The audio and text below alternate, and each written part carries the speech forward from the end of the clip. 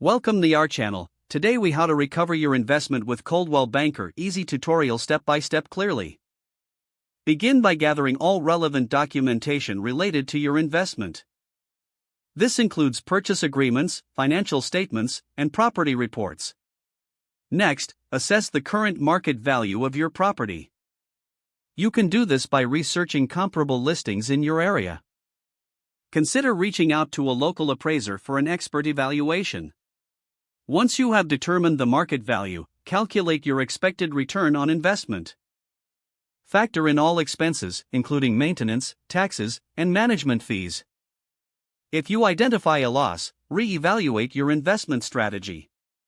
Explore options to improve your property's value, such as renovations or upgrades.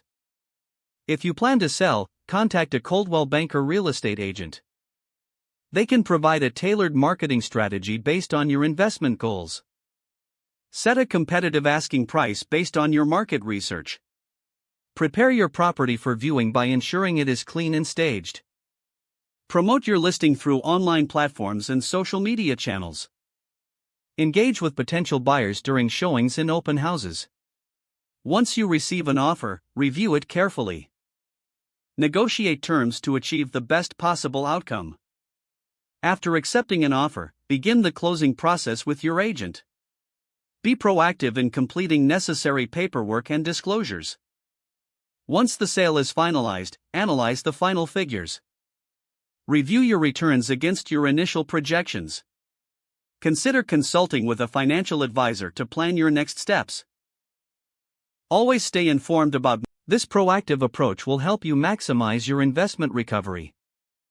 If the page does not load, refresh the browser or try again in a private or incognito window. Make sure you are using the correct email address, then retype it carefully to avoid small typos. If your password is not accepted, use the reset option and create a new strong password you can remember.